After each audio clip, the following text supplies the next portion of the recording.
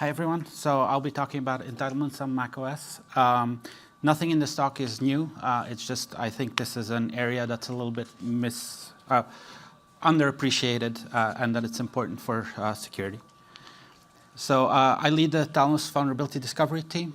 So our goal is to find new vulnerabilities in products that our customers might use to help better protect them by getting those patched and getting detection content into Cisco security products. So since 2016, we've written about 2,000 advisories covering 2,700 CVEs. So this is the overview of the talk in general. So I'll talk shortly about a topic we all know, discretionary access control, and then how TCC in macOS is built on top of that, how those applications use those permissions, and specifically talk about hardened runtime on macOS, and then we'll go over to conclusions. So we all know how discretionary access control works. It's a typical access control on user operating systems these days. A user controls access to their resources. They can give other users access to their files and stuff like that. If you want to do more privileged things, you either have to be in a correct grouper or you have to run something as a higher level user. And if an application runs as your user, it can do anything you can do. So if you have malware running as you, basically it compromises all your files and all the resources that you have access to. So macOS implemented TCC, short for Transparency, Consent, and Control. And basically, it requires explicit user consent to access sensitive resources. So for example, the pictures, documents, contacts are data that's considered sensitive, or there's hardware that you can access, like the microphone or the camera, that's also considered sensitive. So a user has to explicitly allow an application to access that, even though the application is running as that user. So the way it's implemented is it works in conjunction with entitlements. So that is what an application will say, I need these privileges to work. So for example, Microsoft Teams might say, I need access to the microphone to work. And you declare that at the time of compilation. And then you can ask for that permission at runtime. So yeah, as you see in this example, the malevolent app has requested access to the camera, and the user can click allow or don't allow. User decision is then recorded, and that app has permanent access to that. And you can view what applications you've granted access in the privacy and security section. Now, there's an important difference with the regular access control, the discretionary that we talked about earlier. The restrictions are enforced on the applications, and even though they might run as that user. So without TCC, those applications would have access to everything that the user does. In this case, they don't. But if you can manipulate an application that has access to those resources, as you saw, it gets stored and doesn't get asked again, then you can bypass these limitations. So typical ways of doing that would be either regular memory corruption vulnerabilities, getting the binary to execute another application, or library injection. TCC is actually a little more advanced as well. There's some capabilities that are more powerful, but we won't be discussing these here. But they kind of blur the difference between user and privileged user a little bit, because applications can have more permissions than typical. So applications on macOS, there's 3 types. So the first one is you download it from the App Store. That runs inside a sandbox, and all the entitlements have to be declared, and the user is prompted for permission on first use. So typical way that an application would work on your Mac. Then there's a slightly different one where it is not on the Mac Store or on the App Store, but it's notarized by Apple. So you can download it from third-party locations, say the Microsoft site. But it will show a pop-up that the user must accept indicating that the app has been downloaded from the internet, but that it's been scanned by Apple if it's notarized. In this case, the app must declare entitlements, and it must enable hardened runtime.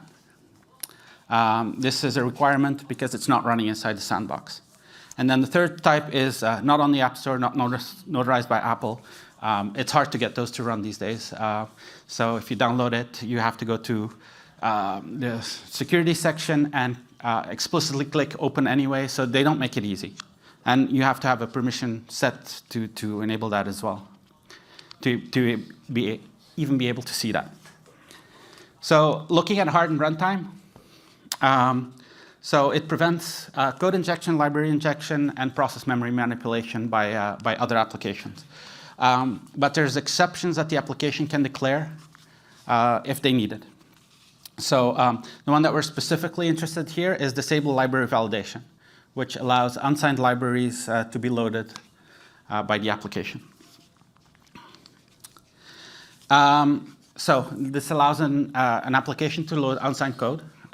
It can be useful for plugins, for example, but an attacker can abuse this to inject their own code. So there's a couple of ways to do it. One way is if an application tries to load a non-existing library, you put the library in a writable location and put that along the library path, in a writable location along the library path that the application looks for those libraries. So if you can get that to load, then suddenly you're executing code. What you can also do is copy the application to a writable location, so for example, /temp, and replace the library with your own, because applications keep their permissions based on an identifier and not on their path. So if you disable library validation, you kind of undermine the whole TCC permission model for your application, because a malicious application can steal a permission of your application. So this leads me to why I'm speaking here. So a researcher on my team, Francesco Benvenuto, found a bunch of Microsoft applications on macOS that had hardened runtime enabled, but had disabled library validation set. So basically, he found 8 vulnerabilities in various Microsoft Office apps on macOS.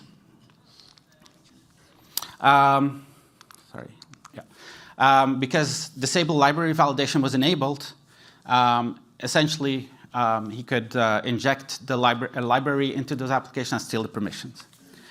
So Microsoft ended up fixing the issue in the 3 Teams binaries we notified them about, but forgot one. It turns out that Quark's lab found another one about a month later, and they recently published about that. And they also fixed the issue in OneNote, simply by doing the right thing and disabling library validation. However, at the time, they didn't fix the other applications. Apparently, there's some issue with plugins that need to be unsigned to be loaded. And so we demonstrated multiple ways to exploit this. For example, we could steal the passwords that were stored in the keychain by those Microsoft apps. Normally, if you want to do that as a user, access your keychain, you have to type in your password. We could do that just by injecting a library into those Microsoft applications and using permissions to access microphone and camera. And we have proof of concepts for that. I was told last week that Microsoft actually published a note that they will actually fix this mid-November. At that URL, basically, they're going to disable loading unsigned plugins. There's other ways you could fix it. If you do really need disable library validation, you could prevent an attacker from copying a binary to a writable location by using launch constraints. So in conclusion, it's important to understand enhanced permissions that might exist on other operating systems. And if you don't use the application, if you don't use the protections that are in place in many operating systems, you kind of undermine the permissions that are built in. And we have a detailed blog post about this on our website. And yeah, that's it. If you have any questions, I will be at the speaker village later. So, thanks.